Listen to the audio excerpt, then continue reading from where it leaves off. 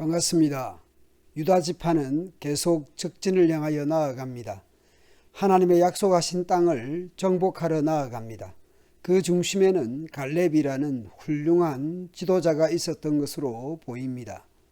연로한 갈렙은 기라세벨을 점령하는 사람에게는 자신의 딸을 내어주어 사위를 삼겠다고 약속합니다. 갈렙이 기라세벨을 쳐서 점령하는 사람은 딸 악사와 결혼시키겠다. 수천 년 전의 이야기를 오늘날의 시각으로 판단해 버려서는 안 되겠죠. 무슨 아버지가 딸의 뜻과 상관없이 저렇게 하면 되나, 그렇게 보아서는 안 될 것입니다. 저 당시 갈렙은 이스라엘의 가장 연장자이면서 어른이었습니다. 그런 그가 하나님의 약속의 땅을 성취하는 믿음의 사람을 보고 싶었을 수도 있습니다. 아니, 믿음으로 나아가는 용기 있는 후배들을 격려하고 있는 것으로 보이기도 합니다. 오늘날 저 성벽을 향해 믿음으로 나아가고 가난과 불신의 땅으로 전진하는 믿음의 사람들을 격려하는 어른들, 또 그렇게 나아가는 청년들이 필요한 시대이기도 합니다. 40대의 갈렙을 생각해 보십시오. 출애굽한 이후 가데스바네아에서 유다 지파 대표로 가나안 정탐꾼이 되었습니다. 내 나이 40에 여호와의 종 모세가 가데스바네아에서 나를 보내어 이 땅을 정탐하게 하였습니다. 내가 성실한 마음으로 그에게 보고하였습니다. 여기서 성실한 마음은 중심, 가슴 등으로도 번역이 가능한 단어입니다. 가나안 땅을 눈으로 보고 입으로 보고한 수준을 넘어서 마음, 중심, 가슴으로 가나안 땅을 보았던 것이죠. 민수기에서 40세의 갈렙은 그렇게 보고했을 뿐만 아니라 올라가자, 정복하자, 이길 수 있다고 말했습니다. 갈렙이 모세 앞에서 백성을 조용하게 하고 이르되 우리가 곧 올라가서 그 땅을 취하자, 능히 이기리라. 광야에서도 긍정적, 적극적 갈렙입니다. 하나님 말씀과 약속을 바라보고 붙드는 긍정과 적극성입니다. 40대에도 80대에도 광야에서도 가나안 땅에서도 하나님의 약속을 믿는 긍정과 적극성을 보여줍니다. 80대의 갈렙을 보십시오.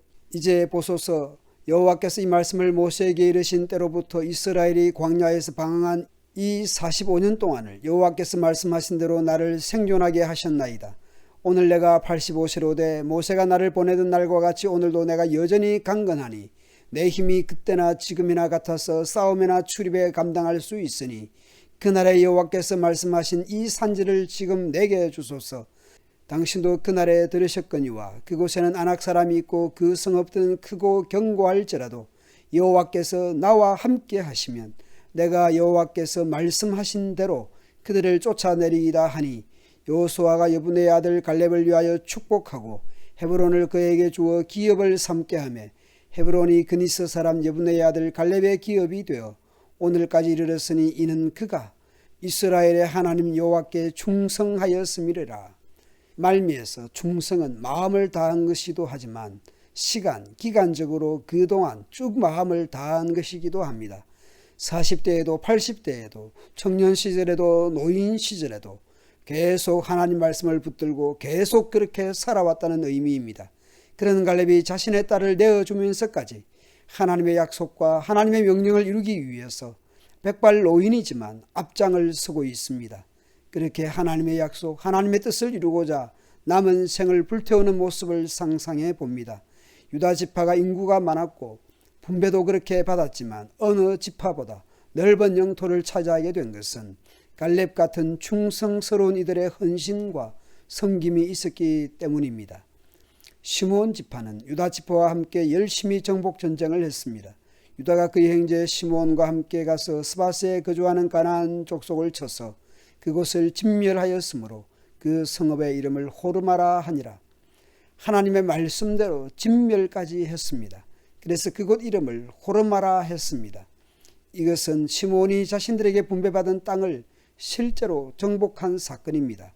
시므온이 분배받은 땅은 유다 자손의 기업 중에 있었습니다. 그 중에는 호르마도 있었습니다. 그러나 갈렙 같은 충성된 사람들이 사라져갈 때 미완의 정복이 되고 맙니다. 온전한 순종, 온전한 정복, 충성된 마음, 성실한 마음, 온전한 정복으로 나아가지 못했습니다. 평지의 군사 무기 앞에서 더 이상 진군하지 못하고 물러서고 맙니다. 이 위안의 정복은 불순종이며 이로 인해 우상 숭배로 이어진다는 점에서 이스라엘은 영적으로 불행이 들여오게 될 것입니다. 이런 미완의 정복은 또 다른 곳에서도 일어납니다. 그러나 베냐민 백성은 여부서 사람들을 예루살렘에서 쫓아내지 못하였습니다. 그래서 그때부터 여부서 사람들은 예루살렘에서 베냐민 사람들과 함께 살게 되었습니다.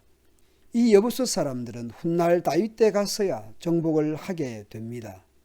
요수아와 갈렙 같은 충성된 이들, 성실한 마음을 가진 이들은 출애굽하기 전에도 그 후에도 하나님의 일하심을 경험하고 목격했던 인물들입니다. 그것이 가슴에, 마음에, 중심에 자리 잡고 있었습니다. 비록 20세 이상은 대부분 광야에서 죽어갔지만 당시 20세 이하는 중고등부 이하의 친구들은 이미 출애굽하기 전부터 10가지 기적, 홍해 사건, 시내산 사건, 만나 사건, 아말렉과의 전쟁에서 기도로 승리한 사건, 바산왕 옥과의 전쟁, 여리고성의 함락 사건 등을 직접 목격했거나 들었을 것입니다. 여호수아와 갈렙의 설교나 메시지를 들어왔을 것입니다. 그러나 그것이 가슴에, 마음에, 중심에 자리하지 못하고 있었던 것으로 보입니다. 이스라엘이 여호수아가 사는 날 동안과 여호수아 뒤에 생존한 장로들, 곧 여호와께서 이스라엘을 위하여 행하신 모든 일을 아는 자들이 사는 날 동안 여호와를 섬겼더라. 여호와께서 이스라엘을 위하여 행하신 모든 일을 아는 것이 너무나 중요합니다. 하나님의 큰일 행하심을 듣든지 읽든지 그것을 알 뿐만 아니라 그것이 가슴에, 마음에, 중심에 자리해야 할 것입니다. 오늘 우리의 가슴과 마음과 중심에 무엇을 새기며 무엇을 담으며 되뇌이고 있습니까? 하나님의 큰일 행하심을 알고 믿고 전하는 우리들이 되면 좋겠습니다. 기도하겠습니다.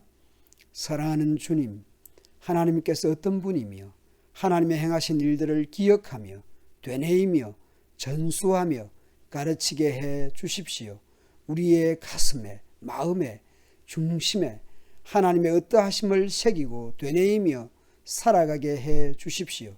그리하여 이 약한 세대 가운데서 하나님의 백성으로서 순종하며 살아낼 수 있게 해 주십시오. 아멘.